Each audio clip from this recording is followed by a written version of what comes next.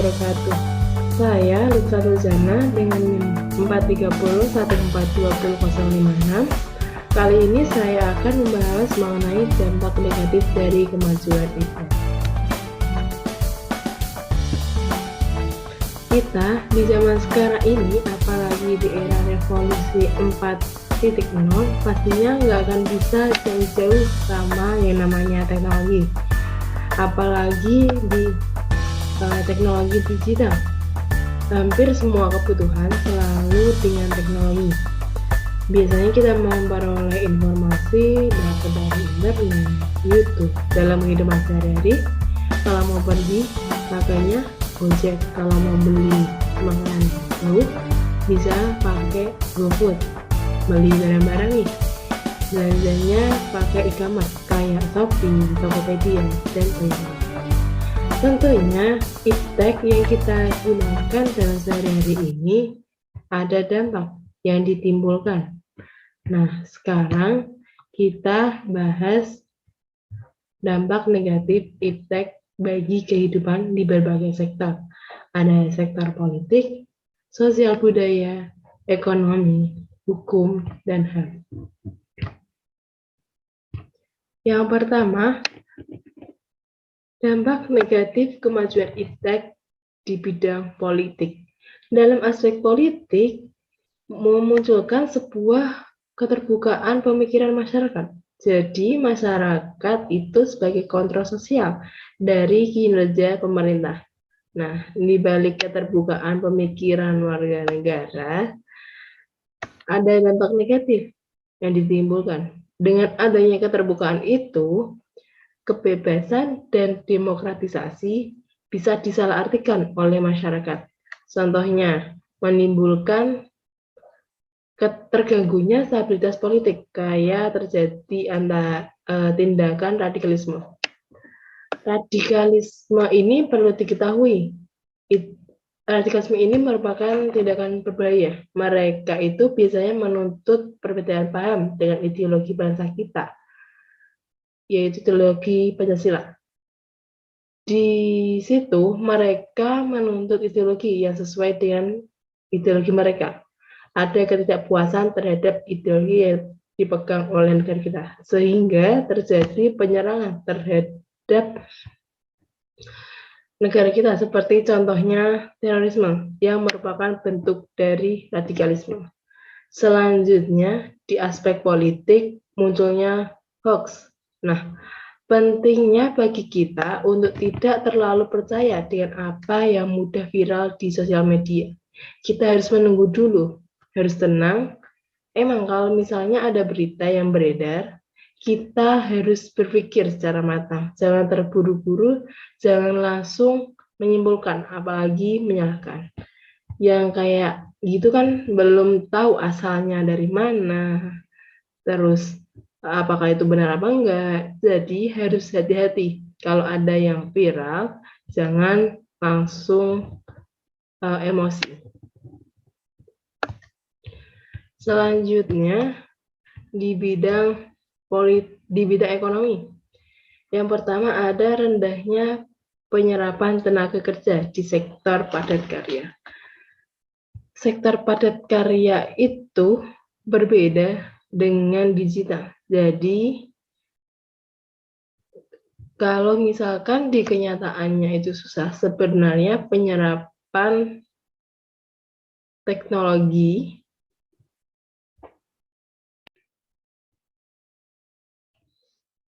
selanjutnya di bidang ekonomi. Yang pertama ada rendahnya penyerapan tenaga kerja di sektor padat karya. Sekitar padat karya itu berbeda dengan digital. Jadi ini kalau misalkan di kenyataannya itu susah sebenarnya penyerapan tenaga dengan adanya teknologi. Jadi padat karya itu susah untuk seorang memperoleh pekerjaan. Selanjutnya, dibanjiri produk asing akibat perdagangan yang tidak mengenal adanya batasan negara.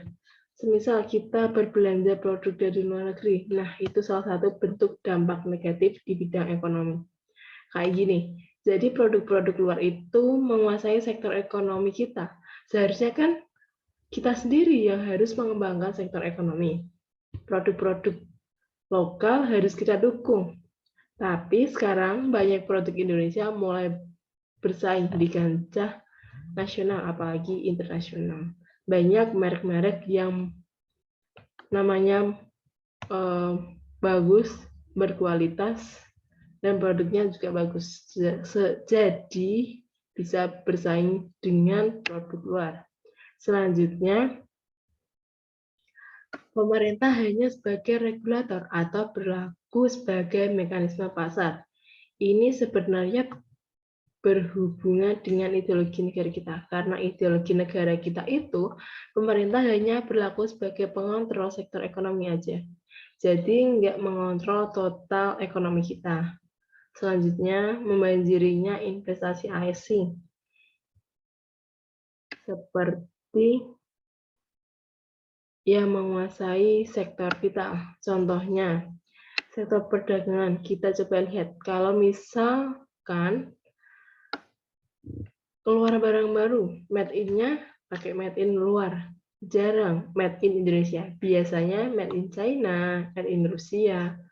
Itu salah satu contoh adanya barang-barang dari luar yang masuk ke negeri kita. Bahkan itu banyak dan marak di pasar nasional. Selanjutnya, timbul kesenjangan sosial akibat persaingan bebas.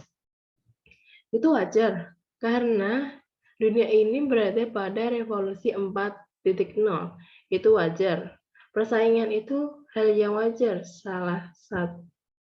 makanya menjadi salah satu dampak negatif. Contoh kasus. Ini adalah beberapa e-commerce yang berkembang di Indonesia. Dari sekian banyak ini, yang asli Indonesia itu hanya beberapa. Sisanya adalah investasi dari luar yang berkembang di Indonesia.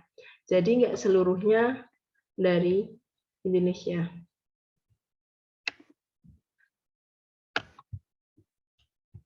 Adanya dampak negatif sektor ekonomi dengan kita berbelanja atau menggunakan e-commerce asing bukannya meningkatkan ekonomi negara kita secara langsung, tapi meningkatkan perekonomian negara tersebut.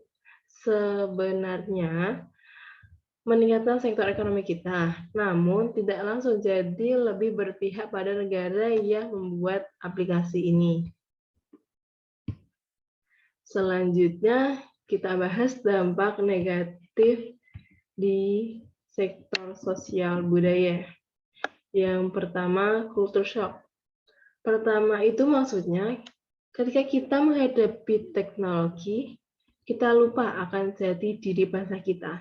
Kadang-kadang itu lebih ingin yang namanya instan. Yang sekarang itu semua serba instan, bahkan nggak bisa dilakukan secara manual. Padahal semua harus ada prosesnya. Yang kedua, perilaku konsumtif. Nah, biasanya terjadi sebisa mungkin kita harus menghindari yang namanya perilaku konsumtif. Kalau mau beli barang, ada promo sedikit, itu langsung beli. Itu seharusnya ditahan, nggak boleh dahulu. Kita lihat dulu bagaimana kualitasnya, terus sesuai enggak, kemudian komentar-komentar yang ada. Jadi jangan langsung ada promo kita pengen beli. Selanjutnya, memudarkan solidaritas. Kenapa? Karena dengan adanya teknologi, kita menjadi jarang buat ngobrol sama satu orang. Kadang itu ada yang namanya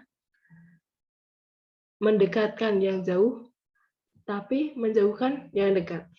Orang lagi di depan, itu bukannya ngobrol bareng, tapi malah saling asyik main HP. Padahal ada orang untuk diajak ngobrol. Dan yang diajak di HP itu padahal orang lain juga. Jadi, pada sibuk yang di HP, bukan orang yang di sekitarnya. Selanjutnya ada westernisasi. Dengan adanya globalisasi, muncul budaya westernisasi. yang kita itu ingin seperti terlihat keren dengan menggunakan budaya bahasa asing. Selanjutnya, kesenjangan sosial. Di era 4.0 itu menjadi hal yang wajar, sehingga kesenjangan itu terlihat sekali. Selanjutnya, di bidang hukum dan HAM. Karena perkembangan iptek yang sangat maju, sekarang dapat mempermudah semua orang untuk mengakses internet dengan sangat cepat dan mudah. Nah, itu yang akan menimbulkan suatu informasi dengan begitu cepat diterima oleh banyak tanpa diselidiki terlebih dahulu dan akan menimbulkan tindakan anarkis masyarakat, dapat menimbulkan stabilitas nasional, ketahanan nasional, bahkan persatuan dan kesatuan. Iptek sekarang di Indonesia diterbitkan undang-undang mengenai sistem Nasional Ilmu Pengetahuan Teknologi, diatur dalam Undang-Undang RI Nomor 11 Tahun 2019. Itu dalam undang-undang ini merupakan upaya agar kebijakan pembangunan yang dijalankan dapat dipertanggungjawabkan secara moral, etika, dan keilmuan dengan berpedoman pada haluan Pancasila. Nah, dengan adanya iptek, bukannya kita nggak boleh pakai, tapi kita harus melakukan dengan cara selektif. Karena iptek yang kita gunakan itu tidak sepenuhnya menimbulkan dampak positif, karena juga terdapat dampak negatif yang kita harus hindari. Seminimal mungkin kita harus hindari dampak negatif dari teknologi. Sekian dari saya. Mohon maaf apabila ada kesalahan. Wassalamualaikum warahmatullahi wabarakatuh.